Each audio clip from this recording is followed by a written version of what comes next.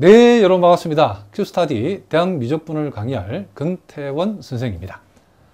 자, 대학 미적분 학이라고 하는 것은, 영어로 우리가 보통 캘큘러스라고 하는데, 여러분 모든 대학 수학의 입문에 있어서 가장 기본이 되는 수학 중에 우리가 하나라고 볼 수 있답니다.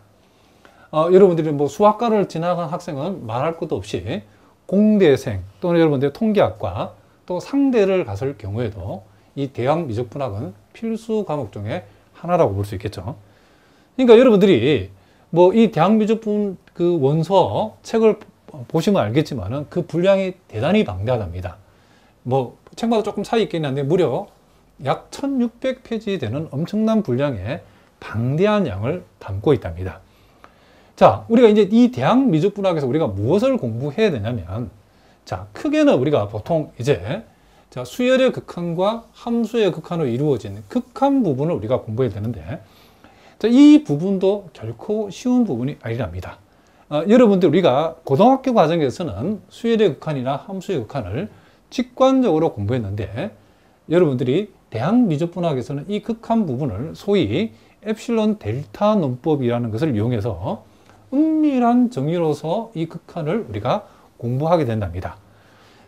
요 부분은 특히 여러분들이 상대를 가시는 학생들은 이제 가볍게 공부하셔도 되지만은, 공대생이라든가 또는 여러분들이 수학과를 가서 임용시험을 준비하는 학생들 입장에서는, 또 나중에 여러분들이 뭐 수학과 학생은 뭐 말할 것도 없지만은, 여러분 대학원 과정이나 또는 여러분 상급 학년에 올라가서 해석학을 공부해야 될 그런 분들은 이 부분이 해석학에 매우 중요한 기초가 되기 때문에 그런 분들은 각별히 이 부분을 우리가 신경 써서 공부를 하셔야 된답니다. 그래서 여러분 대학 미적분을 펼치면 첫 파트에 주로 이제 이 극한 부분이 나오는데, 고등학교에서 보지 못했던 엡실론이니 델타니 이런 말들이 나와서 굉장히 어려움을 많이 겪게 만드는데, 선생님 강의에서는 이 부분 여러분들이 확실히 이해할 수 있도록 강의를 할 거랍니다.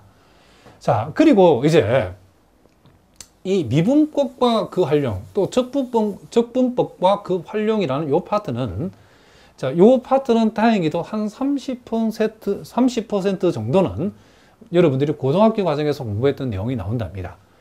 그렇지만 거기서 끝나는 것이 아니고, 이 미분과 적분에 보면 우리 여태까지 경험하지 못했던 이제 삼각함수의 역함수의 역삼각함수의 미분과 적분이 나오고, 또 소위 이제 삼곡선 함수라는 게 있답니다. 삼곡선 함수의 미분과 적분도 이 파트에서 우리가 공부하게 되고, 또 이제 우리가 적분에서도 우리가 소위 이상적분이라는 게 있답니다.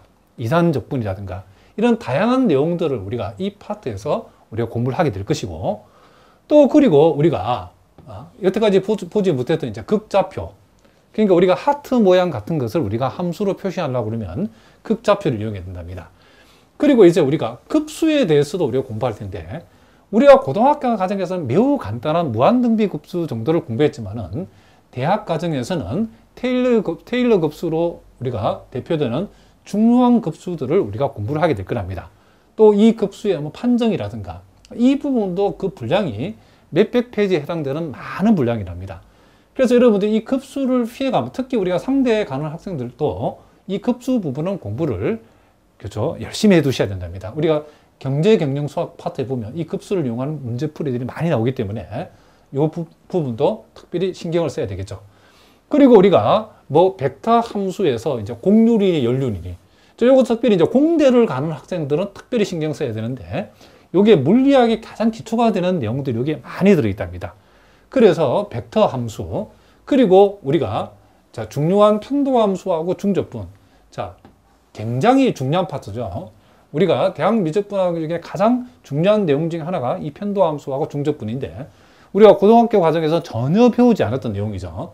그러니까 우리가 고등학교에서는 일변수 함수에 대해서 미분하고 적분을 공부했는데, 이 대학 미적분학에서는 이변수 함수, 삼변수 함수, 소위 다변수 함수들의 미분과 적분을 공부하는 게 요 편도 함수와 중적분인데, 대학 미적분학에서 이 분량이 대단히 많은 분량을 차지하고 있답니다. 그리고 이제 마지막 부분이 벡터 캘큘러스라고 하는 부분인데, 소위 이것은 여러분들이 공대를 지망하고, 뭘 수학과는 뭘 말할 것도 없지만은 공대를 가시는 분들은 요 벡터 캘큘러스 부분은 여러분이 앞으로 공부할 공업 수학에서 대단히 중요하답니다. 요 안에 보면 선적분이니, 면적분이니, 그린정리, 스토크정리, 발산정리 등등등. 자, 공대를 지망하는 학생들은 이 벡터 캘큘러스를 그쵸 적당히 해가지고는 여러분들이 물리학 공부할 때 어려움을 겪을 수 있고, 특별히 공업 수학을 공부해야 될 학생들은 이 부분을 철저하게 공부하셔야 됩니다. 물론 이제 상대나 또는 여러분들이 통계학과를 가는 학생들은 이 벡터 캘큘러스 부분까지 그 앞에까지만 공부하면 되어진다라고 얘기할 수 있답니다. 자, 우리가 이 대학미적분을 공부할 학생들 굳이 구분해 보면 여러분들이 수학과나 공대생은 자, 이 대학미적분 우리 큐스타디 기준에서 1, 2, 3로 되어 있는데 1, 2, 3를 다 공부하셔야 된답니다. 자, 보통 책은 그쵸 여러분 학교에서 배우는 교재는 보면 대학미적분 1, 2로 되어 있는데 그 분량이 너무 방대해서 큐스타디 대학미적분학은 1, 2, 3로 구성되어 있는데 요 3에 해당되는 부분이 바로 요 벡터 캘큘러스 부분이라고 보시면 된답니다. 그렇기 때문에 수학과나 공대생은 대학미적분 1, 2, 3를 다 해야 되고, 물론 임용시험을 준비하거나 편입시험을 준비하는 경우에도 이 1, 2, 3를 다 해주시면 좋답니다.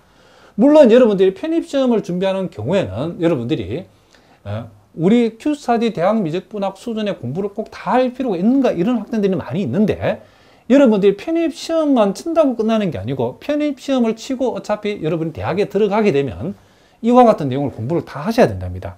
그렇기 때문에 편입시험을 준비하시는 분들도 임용시험을 준비하는 분들 모두 다 대학미적분 우리가 1, 2, 3를 다 할 필요가 있답니다. 다만 여러분들 가운데 상대생이나 통계학과 학생, 그러니까 여러분 앞으로 이제 그쵸 수리 통계학이라든가 계량 경작을 염두에 두고 또는 경제 수학을 염두에 둔 경우에는 요 벡터 캘큘러스 부분, 즉 대학미적분 3 부분은 굳이 하지 않으셔도 된답니다. 자, 무슨 말인지 아시겠죠? 그리고 우리 큐스타디 대학미적분의 강의의 특징은 뭐 한마디로 표현하면 이 기초부터 시작해서 여러분들이 조금 기초가 약한 분들을 대비해서 기초부터 시작해서 심화까지 일단은 대학 수학이라는 것은 한마디로 말하면 정의, 그리고 우리가 보통 데피니션이라고 그러죠. 그리고 이론 또는 시오렘이라는 이 데피니션과 시오렘을 정리를 잘 해야 된답니다.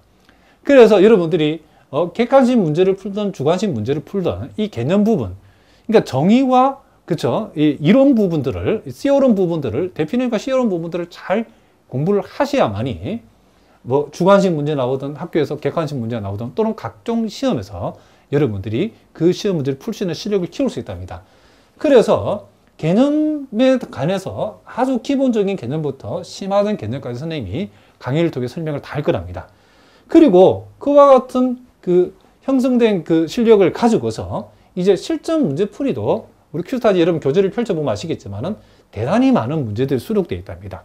그래서 이와 같은 많은 문제 풀이를 통해서 여러분이 어떤 형태의 시험이라도 대비할 수 있도록 선생님이 훈련을 시킬 거랍니다. 자, 실제로 여러분들이 여타 우리가 시중에 대학미적분이라고 이렇게 이름 명칭이 붙여진 강의들이 있는데 사실은 무늬만 대학미적분 강의가 많답니다. 그 뚜껑을 열어버리면 고등학교 수준의 그쵸 미적분 강의를 수록해 놓고 이름은 무슨 대학미적분이라 되어 있는데, 대학미적분 강의는 실질적으로 이와 같은 대학 수학의 내용을 담고 있어야 진정한 의미에서 우리가 대학미적분 강의라고 우리가 할 수 있답니다. 자, 우리 큐스타디 안에 자 여태까지 수많은 학생들이 거의 몇만 명의 학생들이 선생님을 통해서 이 대학미적분 강의를 들었답니다. 왜 이렇게 많은 학생들이 우리가 전국에서 뭐 가장 많은 대학미적분을 듣는 학생들이 있다고 해도 사실은 거짓이 아니랍니다. 궁금하신 분들은 꼭 확인해 보시기 바랍니다. 자, 그렇게 많은 학생들이 이 강의를 찾는 이유가, 자, 여러분들이 강의를 선택할 때에 샘플 강의를 꼭 보라고 많이 선생님이 공장하는데, 샘플 강의를 보시면 왜 많은 학생들이 권태원 선생님의 강의를 찾는가를 여러분이 알 수 있답니다. 자, 무슨 말인지 아시겠죠? 자, 이제 본격적으로 여러분 교재에 나와 있는 내용을 우리가 한번 공부를 한번 해보도록 하겠습니다. 자, 여러분 교재에 정의 1, 자, 데피니션 1을 보니까 수열의 수렴에 대해서 지금 나와 있다는 것을 우리가 알 수 있답니다.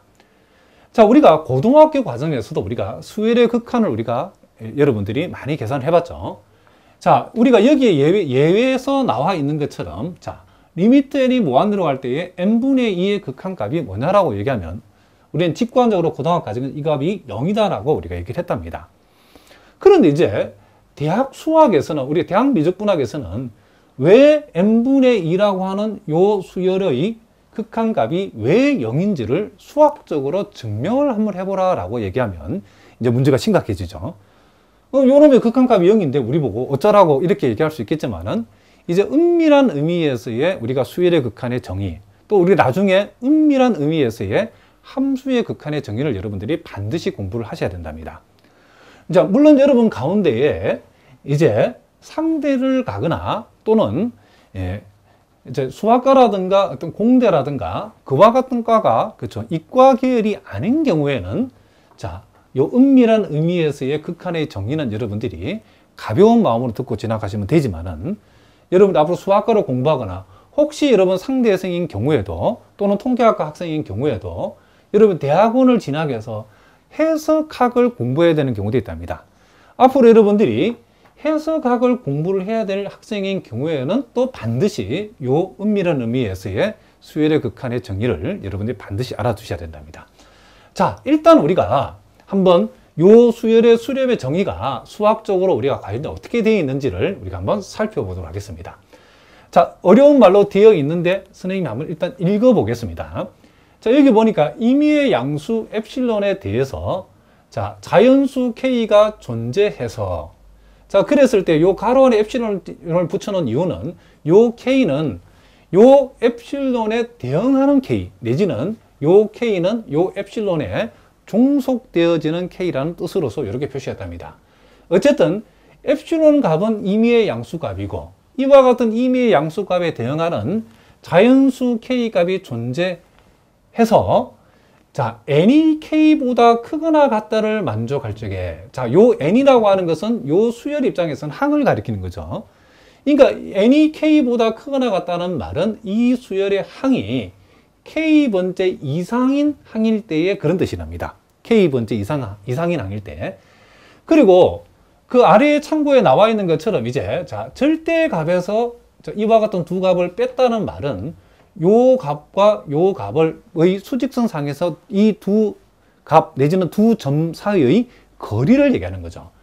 그러니까 절대치 xn-x라고 하는 것은 xn이라는 값하고 x라는 값하고의, 자, 내지는 xn과 x라는 이 두 점 사이의 거리가 엡실론보다 작다를 얘기한다, 이렇게 해석하면 된답니다.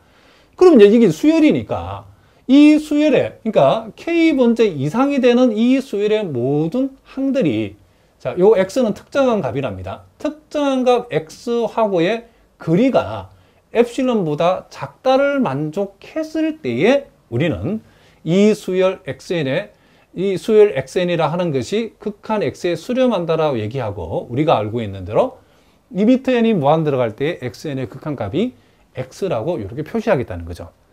그러니까 xn의 극한값이 x라고 하는 것들의 수학적 정의를 이렇게 우리가 얘기했다는 거죠. 자, 우리가 한번 읽어보니까 사실은 이제 무슨 말인지 아직 느낌은 안 오죠. 그러면 구체적으로 요걸 우리가 조금 더 우리가 선생님이 해석적으로 적어놨는데 요 내용도 한번 읽어보고, 또 예를 통해서 요것이 요 수열의 수렴의 정의가 어떤 의미를 갖고 있는지를 우리가 예를 통해서 한번 살펴보도록 하겠습니다. 그러니까 여기에서 우리가 요 수열의 수렴의 정의의 우리가 의미는, 이 수열 xn이 극한 x에 수렴한다라고 하는 것은, 자, 여기 보니까, 자, x의 임의의 엡실론 근반 x 마이너스 엡실론 콤마 x 플러스 엡실론을 잡았을 때라고 했죠. 자, 일단 여기서 우리가 x의 엡실론 근방이 이제 무슨 말인지 살펴봅시다. x의 엡실론 근방이라는 것은 요 x라는 값을 기준해서 오른쪽으로 엡실론만큼 떨어진 범위, 또 왼쪽으로 엡실론만큼 떨어진 범위, 즉 x 플러스 엡실론과 x 마이너스 엡실론 요 간격, 요 바운다리를 우리는 요 x의 엡실론 근방이라고 얘기한답니다. 그러니까 지금 우리가 x의 임의의 엡실론 근방을 잡았을 때에, 적당한 자연수 K가 존재해서 자, 이 K라고 하는 것은 이제 수열의 항을 표시한다겠죠.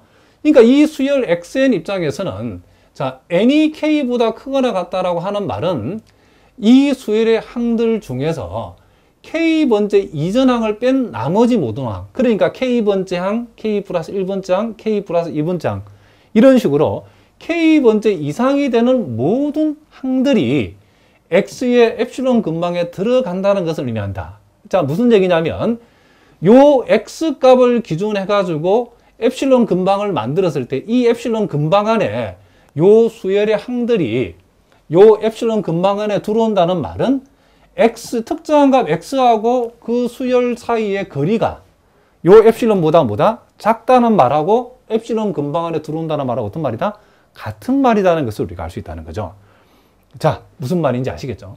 자, 이렇게 선생님이 얘기했지만 아직 여러분 가운데에 아마 이게 한 30% 내지는 40%밖에 느낌이 안 올 거랍니다. 자, 좀 어려운 얘기이기 때문에 이제 구체적인 선생님이 요 예를 잡아가지고 왜 수학자들이 수열의 극한의 수렴의 정의를 이렇게 정의했는가, 이런 메커니즘으로 정의했는가를 자, 구체적인 예를 가지고 선생님이 한번 여기서 한번 설명해 보도록 하겠습니다. 자, 일단 우리가 수열 xn이 n분의 2라고 이렇게 한번 둬보겠습니다. 그럼 우리가 직관적으로 요 n분의 2의 극한값은 우리가 0이라고 한다는 사실을 이미 우리 고등학교에서 알고 있답니다. 그럼 이제 이걸 이제 우리가 요 정의에 맞추어서 이제 우리가 자, 요 예를 가지고 이 수열의 수렴의 정의를 왜 이렇게 했는지를 요 예를 가지고 우리가 한번 살펴보도록 하겠습니다. 자, 일단 여러분 보다시피 이 수열에 n 대신 1 들어가면 요 첫 번째 항이죠. 자, 첫 번째 항은 보다시피 2가 나왔고 n 대신 2 들어가면 두 번째 항이죠. 두 번째 항 1이랍니다. 자, 세 번째 항은 3분의 2가 되겠죠. 네 번째 항은 자, 4분의 2니까 2분의 1이 되겠죠. 자, 다섯 번째 항은 5분의 2가 될 것이고 요 0이라고 하는 것은 요 수열 xn의 극한이죠. 극한값이죠. 극한값이죠. 0. 자, 이 극한값을 우리가 편의상 x라고 표시했답니다. 자, 이렇게 우리가 표시를 해놓고, 자, 여기에서 이제 우리가 한번 하나씩 생각해 보는데, 자, 요 xn의 극한값이 0이라고 하는 것을 이제 요 틀 속에서 우리가 이해를 우리가 한번 해보자는 거죠. 자, 그러면 여러분들이 이제 첫 번째 항과 먼저 두 번째 항 사이에, 즉, 이 사이에 어떤 값을 잡아도 상관없는데 적당한 값 하나를 잡아가지고 그것을 우리가 엡실론 값으로 잡겠습니다. 자, 엡실론 값은 임의의 값이니까 어떤 값을 잡아도 상관없답니다. 그러면 요 둘 사이에 만약에 우리가 엡실론 값을 1.5라 잡았다 칩시다. 자, 그렇게 되면 엡실론 값을 우리가 1.5라고 잡았다라고 하면 자, 요거는 요 수열은 지금 수렴하는 수열이기 때문에 그쵸? 요 정의대로 하자라고 하면 적당한 값 K값이 존재해서 그 K값 이상이 되는 모든 항들은 특정한 값 X하고의 거리가 지금 뭐다? 엡실론보다 작아야 된다는 거죠. 그 말은 우리가 엡실론 X의 엡실론 근방에 들어와야 된다는 거죠. 그럼 우리가 엡실론 값을 여기다 잡았다는 것은 X의 엡실론 근방의 오른쪽 부분이 이렇게 되는 거죠. 지금 여기에서 이쪽 부분 이제 왼쪽은 의미가 없으니까 저 오른쪽만 생각하겠습니다. 자, X의 엡실론 근방이 엡실론 값을 1.5로 잡았을 때는 대략적으로 이렇게 된다는 거죠. 그러면 보다시피 첫 번째 항을 빼고 두 번째 항부터는 몽땅 다 요 엡실론 근방 안에 다 들어가죠.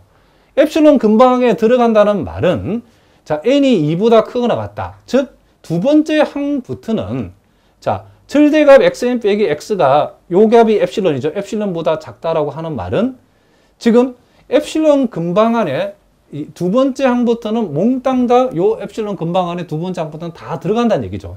이 말이 이런 뜻이라는 거죠. 그럼 여러분 생각해 봅시다. 우리는 지금 엡실론 값을 1.5로 잡았는데 여기 1.7로 잡아도 같은 말이죠. 1.1로 잡는다 해도 역시 K 값은 2죠. 1.01로 잡는다고 엡실론 값을 잡는다 하더라도 역시 K 이퀄 2라는 값이 존재하고 이 두 번째 이상인 모든 항들은 엡실론 근방에 들어오기 때문에 이 틀을 만족한다는 것을 알 수 있죠. 즉, 요 틀을 만족한다는 걸 알 수 있죠. 그럼 일단은 요 첫 번째 항과 두 번째 항 사이에